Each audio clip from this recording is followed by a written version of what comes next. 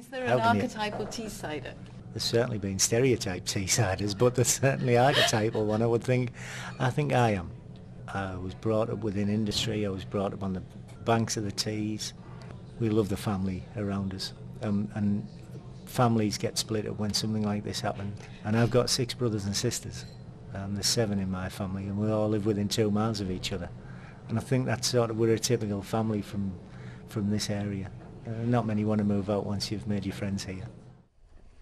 Why has this area, why has Teesside struggled so much to have an identity when it has such an incredible history? It does, yeah.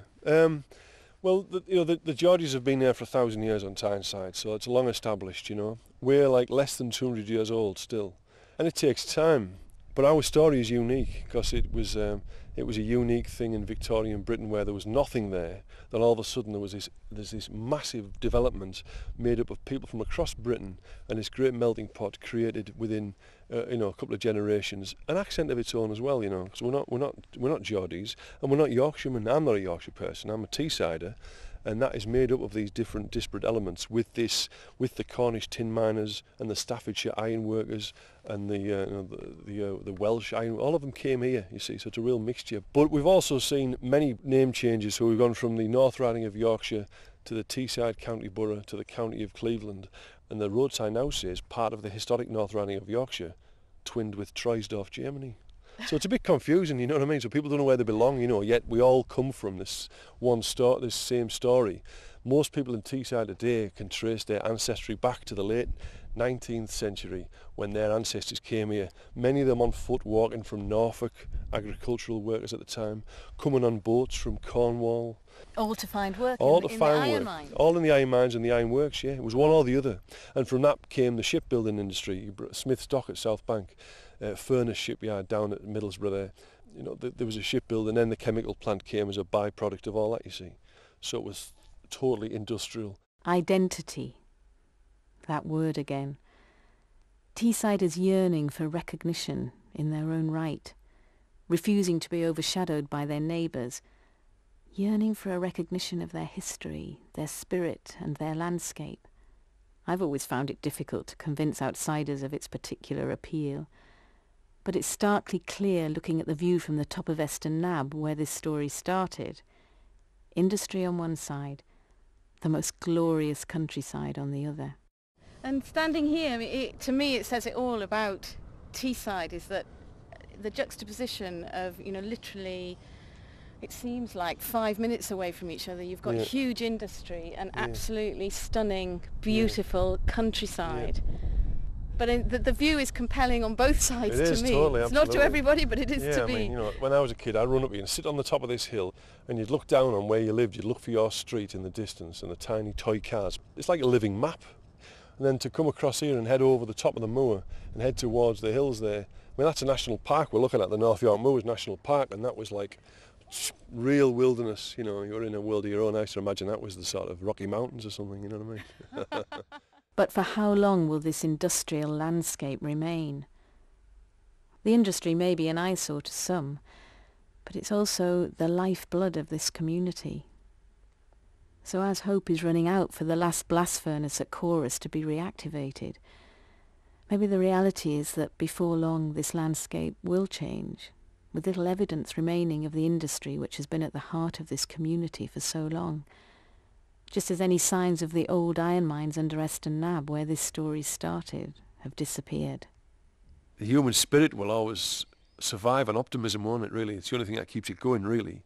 So you've got to hope that something will happen which creates jobs for people and leads to investment and all this, but it's not looking too bright at the minute, is it? I would think if we haven't heard anything by the end of this year, then I would give up hope altogether. I hope I'm wrong, but I feel deep down I don't think it will come back. There have been some false dawns with some speculation about buyers. So far, no takers. When Craig Hornby made his film about the then forgotten Eston iron miners, he called his company PANCRACK TV. PANCRACK, an old Teesside word with its origins in hardship. It was the old miners' slang in this area for parish relief and the dole, basically. And I was on the dole as a young man making films. I started this project when I was on the dole, and so I thought, PANCRACK TV. I like it. It's a local word. It's not a Geordie word. It's like ours. And it was found in a Cornish dictionary, and it means simple, shallow, earthenware vessel. So all I can think of is, my theory is that the Cornish tin miners brought it up with them. And it's the proverbial begging bowl, which they went for a handout during times of struggle, you know, and hardship. Hardship is back. And like many other communities, in the north of England and elsewhere, in this post-industrial age, the last thing they want is a begging bowl, the PANCRACK. In that dirt, you know, people sacrificed their lives and built this town and drove the engine of the world, you could say, you know.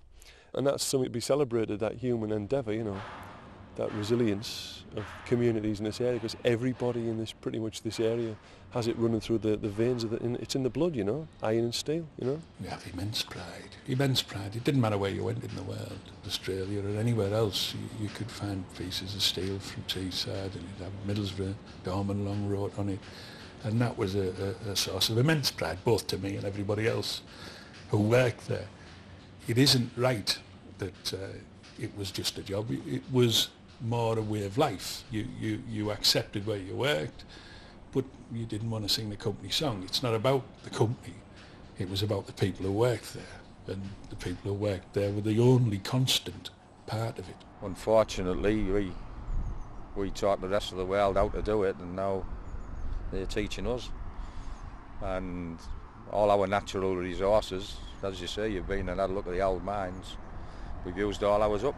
There's more people now working in Indian restaurants than is working in steel, shipbuilding and coal mining combined. And no disrespect to Indian restaurants, but you know, that just puts it in perspective where our industrial base actually is, and how we really need to defend it in the future. I mean, you know, if this country was ever seriously threatened again, like it was in 1939, we don't want to be reduced to just throwing chicken tikka at the enemy, do we? So what do you do? In a global economy, these big corporations have a license to go around the world, roam the earth for the cheapest labour force, and do what they do for maximum profit, and communities come second to that, don't they? You know, that's what's happened here. If that's the way of the world, then what sort of world are we creating when people aren't looked after? You know, tossed aside, doesn't matter. They've not just shut Teesside cast products Corus area, they've shut the area down as we know it. Steelworkers gave their lives to build the older blast furnaces. Their memories are being let down by people shutting us for financial gain, and that's the saddest thing about it. They were very undervalued, I think. Definitely. You know, there's one miner who he left a little note in a personal notebook that his son gave to me, and it said, "Yeah, I wonder if anyone will remember what we did when they tell this story. Will we be, you know, recognised?" And then the land is all up and took our photos. Didn't say thank you, kissed me ass and no else. That was the finish of it.